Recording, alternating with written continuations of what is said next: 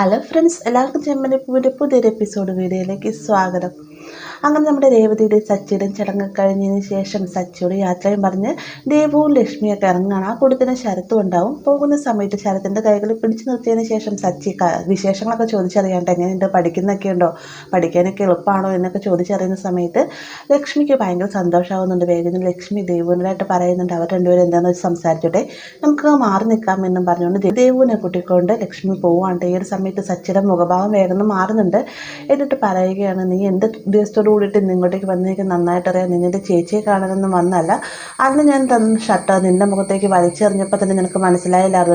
എന്നിട്ട് നീ പിന്നെയും ഈ ഒരു ഷർട്ട് കൊണ്ട് വന്നു എന്നാണെങ്കിൽ അതിന് പിന്നെ നല്ല ലക്ഷ്യമുണ്ടെന്ന് എനിക്കറിയാം. നീ കൊണ്ടുവന്ന ഡ്രസ്സ് നിന്റെ മുഖത്തൊരു വലിച്ചു ചെയ്യണമെന്ന് എനിക്കുണ്ടായിരുന്നു. പക്ഷേ ഞാൻ അങ്ങനെ ചെയ്യാതിരുന്നത് ഞങ്ങളുടെ ചടങ്ങ് അലങ്കോലമാകണമെന്ന് നിന്നെപ്പോലെ തന്നെ ചിന്തിക്കുന്ന ഒരുപാട് പേർ ഈ വീട്ടിൽ തന്നെ ഉണ്ടായിരുന്നു. അതുകൊണ്ട് മാത്രമാണ് എൻ്റെ രേവതിക്ക് വേണ്ടിയിട്ടാണ് ഞാൻ മിണ്ടാതിരുന്നത്. അതുകൊണ്ടാണ് അവർക്ക് മുന്നിൽ വെച്ച് ഞാൻ ആ ഷർട്ട് മേടിച്ചിട്ടത്. നീ എന്നെ പ്രകോപിപ്പിക്കാനാണെന്ന് എനിക്ക് മനസ്സിലായി. ഇടിച്ചു നിന്നെ ഞാൻ എന്നും പറഞ്ഞൊരു സച്ചി ഷർട്ടിൻ്റെ നേരെ കൈ ഓങ്ങുന്നുണ്ട്.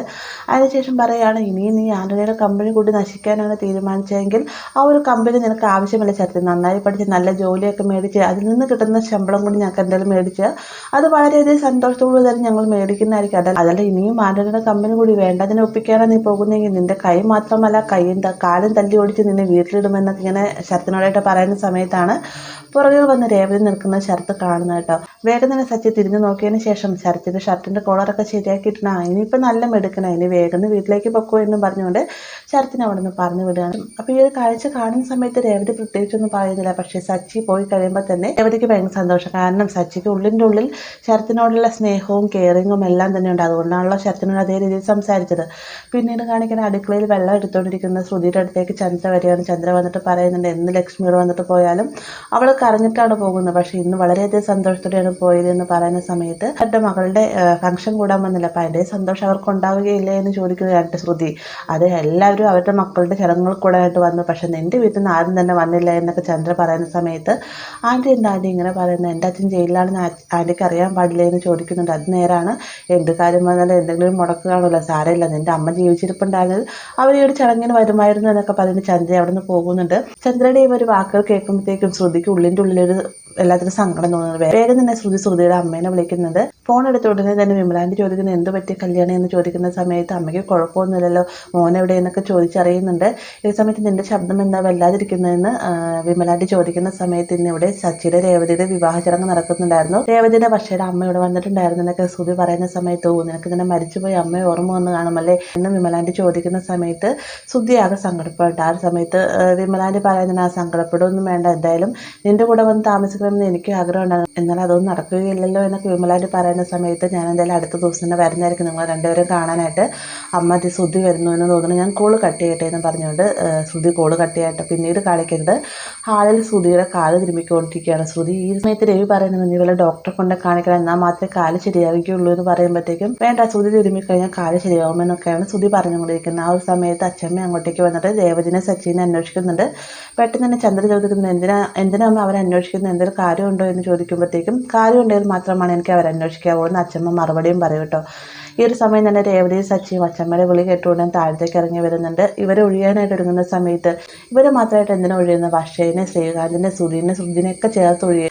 ഇവർക്കൊക്കെ കണ്ണീർ കിട്ടിയിട്ടുണ്ടാവും, അവൾ ഒഴിയേണ്ട കാര്യമൊന്നുമില്ല, അവൾക്ക് കണ്ണീറൊന്നും കിട്ടാനായിട്ട് യാതൊന്നും തന്നെ ഇല്ല എന്നൊക്കെ ഇങ്ങനെ ചന്ദ്ര പറഞ്ഞ സമയത്ത് അതെന്താ രേവതി മോൾക്കൊന്നും ഇല്ലാത്ത നിനക്ക് ഇഷ്ടമല്ല എന്നും പറഞ്ഞുകൊണ്ട് എന്തും കരുതി വിളിച്ച് പറയാമെന്നാണ് എൻ്റെ വിചാരം പറഞ്ഞുകൊണ്ട് ചന്ദ്രയെ ശകാരിക്കുന്ന കൂട്ടത്തിൽ തന്നെ പറയുകയാണ്, എന്തായാലും എല്ലാവരും കൂടെ ചേർന്ന് നിൽക്കും, നമ്മുടെ കുടുംബത്തിന് എന്തായാലും കണ്ണീർ കിട്ടിയിട്ടുണ്ടാവും, അതേ രീതിയിൽ വളരെയധികം സ്നേഹിച്ചില്ലേ നമ്മളെല്ലാവരും കഴിഞ്ഞു കൂടുന്നത്, രവി നിങ്ങൾ ഇങ്ങോട്ട് വായെന്നും പറഞ്ഞുകൊണ്ട് എല്ലാവരും കൂട്ടി നിർത്തിക്കൊണ്ട് തന്നെ ഒഴിയാണ് കേട്ടോ. എന്നിട്ട് ഈ ഒരു സാധനം അടുപ്പത്ത് കൊണ്ടുവരില്ല, അതിന് വേണ്ടിയിട്ട് പോകുന്ന സമയത്ത് ശ്രുതി വേദന പറയുന്നത് എനിക്ക് എൻ്റെ കാലുവേദന മാറി എന്ന് പറയുമ്പോഴത്തേക്ക് ഞാൻ പറഞ്ഞില്ലേ ഇവൻ എന്തൊരു കണ്ണീർ കിട്ടിയിട്ടുണ്ടായിരുന്നു എന്ന് പറയുകയാണ് കേട്ടോ.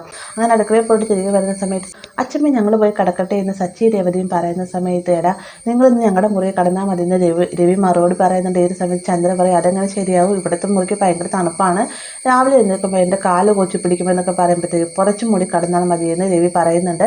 എന്നാൽ സച്ചി രേവതി മുറിക്ക് തങ്ങൾ കടക്കുന്നില്ല എന്ന് പറയട്ടെ. വേഗം തന്നെ അച്ഛമ്മ പറയുന്നുണ്ട് അതിനിപ്പോൾ രവിയും ചന്ദ്രയുടെ മുറി മാത്രമല്ല വേറെയും മുറികൾ ഉണ്ടല്ലോ എന്ന് പറയുമ്പോഴത്തേക്ക് ശ്രുതി വേഗം ശ്രുതിയോട് പറയുന്നുണ്ട്, ശ്രുതി നാളെ നിനക്ക് ഷോപ്പിൽ പോകണ്ടല്ലേ, വെളുപ്പിന് പോകണമെന്നല്ലേ പറഞ്ഞത്, വേഗം വാ എന്നും പറഞ്ഞുകൊണ്ട് ശ്രുതിനെയും കൂട്ടിക്കൊണ്ട് ശ്രുതി അവിടെ നിന്ന് രക്ഷപ്പെടുകയാണ് കേട്ടോ. കണ്ടില്ല, അവർ എസ്കേപ്പ് ആയെന്ന് സച്ചി പറയുന്ന സമയത്ത് അച്ഛമ്മ ഇന്ന് സച്ചിയേട്ടനും രേവതി ചേച്ചി ഞങ്ങളുടെ മുറിയിൽ കിടന്നോട്ടെ, നിങ്ങൾക്ക് എന്തെങ്കിലും ബുദ്ധിമുട്ടുണ്ടോ വർഷ എന്ന് ചോദിക്കുമ്പോഴത്തേക്കും അതെങ്ങനെ ശരിയാവും, അവൾ വലിയ വീട്ടിലെ പെൺകുട്ടിയില്ല, അവൾക്കിങ്ങനെ ടെറസിലൊന്നും കണ്ട ശീലം ഉണ്ടാവില്ല എന്ന് ചന്ദ്ര മറുപടി പറയാൻ കേട്ടോ. വേഗം തന്നെ വർഷ പറയുന്നത് അതിനിപ്പോൾ എന്താ, എന്നൊരു ദിവസത്തേക്കല്ല, എനിക്ക് യാതൊരുവിധ ബുദ്ധിമുട്ടും ഇല്ല എന്ന് പറയുന്നുണ്ട്. എന്നാൽ സച്ചി രേവതിയും തങ്ങൾ ടെറസിൽ കടന്നോളാം, ഞങ്ങൾക്ക് വേണ്ടി ആരും ബുദ്ധിമുട്ടുണ്ടായി എന്നൊക്കെ പറഞ്ഞതിന് ശേഷം ടെറസിലേക്കായിട്ട് പോകുന്നുണ്ട്. അച്ഛമ്മയ്ക്ക് രവിക്ക് അതൊക്കെ ഭയങ്കര സങ്കടമാവുകയും ചെയ്യുന്നുണ്ടോ. ടെറസിലേക്ക് പോകുന്നതിന് തൊട്ട് മുന്നേ തന്നെ വർഷ രേവതിയോടായിട്ട് റൂമിലേക്ക് വരാൻ പറയുന്നുണ്ട്. രേവതി റൂമിലേക്ക് ചെല്ലുന്ന സമയത്ത് താനും ശ്രീകാന്തും നേരത്തെ ടെൻറ്റ് മേടിച്ച് വെച്ചിരുന്നു, ആ ഒരു ടെൻറ്റ് എടുത്ത് രേവതിയുടെ കയ്യിൽ കൊടുത്തതിന് ശേഷം പറയുന്നുണ്ട്, ഇന്നത്തെ ദിവസം നിങ്ങൾക്ക് സ്പെഷ്യൽ ഡേ അല്ലേ, ഈ ഒരു ടെൻറ്റിൻ്റെ ആവശ്യം വരുമ്പോൾ എന്ന് പറയുമ്പോഴത്തേക്ക് ആദ്യമൊക്കെ രേവതി വിസമ്മതിക്കുമെങ്കിലും വർഷ പറഞ്ഞൊരു കാര്യമുണ്ട് എന്ന് തോന്നിക്കൊണ്ട് വർഷയുടെ കയ്യിൽ നിന്ന് ടെൻറ്റ് മേടിക്കുന്നതിന് മുന്നേ പറയുന്നുണ്ട്, വർഷ ഞാൻ എൻ്റെ ചേച്ചിയാണ്, അല്ലാതെ അനിയത്തി അല്ലാട്ടോ എന്ന് പറയുമ്പോഴത്തേക്കും ചേച്ചി അനിയത്തൊന്നും ഈ ഒരു കാര്യത്തിൽ നോക്കേണ്ട കാര്യമൊന്നുമില്ല, എന്തായാലും നിങ്ങൾക്ക് ഇന്ന് സ്പെഷ്യൽ ഡേ ആണ്, ഓൾ ദി ബെസ്റ്റ് എന്നൊക്കെ പറഞ്ഞിട്ടാണ് രേവതിനെ അവിടെ നിന്ന് വിടുന്നത്. ടെറസിലേക്ക് ചെല്ലുന്ന സമയത്ത് രേവതി വലത് കയ്യിൽ പിടിച്ചിട്ട് ടെൻറ്റ് ബാക്കിലേക്ക് പിടിച്ചു വെച്ചുകൊണ്ടിരിക്കുന്ന കാണുമ്പോഴത്തേക്ക് സച്ചി ചോദിക്കുന്നുണ്ട്, എന്താ നിൻ്റെ കയ്യിൽ, ഓ നിൻ്റെ കയ്യിൽ പാലായിരിക്കുമല്ലോ, നമ്മുടെ ഫസ്റ്റ് നൈറ്റ് പോലെ തന്നെ ഒന്നാം വിവാഹ വാർഷികത്തിന് ശേഷം ഇതുപോലെ എന്തെങ്കിലും ചടങ്ങുണ്ടാവില്ല, വേഗം കൊണ്ടുപോകാൻ എന്ന് പറയുമ്പോഴത്തേക്കും എൻ്റെ കയ്യിൽ പാലുമില്ല തേനുമില്ല, ദേ വർഷ തന്നത് ടെൻറ്റ് എന്ന് പറയുന്നുണ്ട്. ഈ ഒരു ടെൻറ്റ് സച്ചിയുടെ കയ്യിലേക്ക് കൊടുക്കുകയാണ്.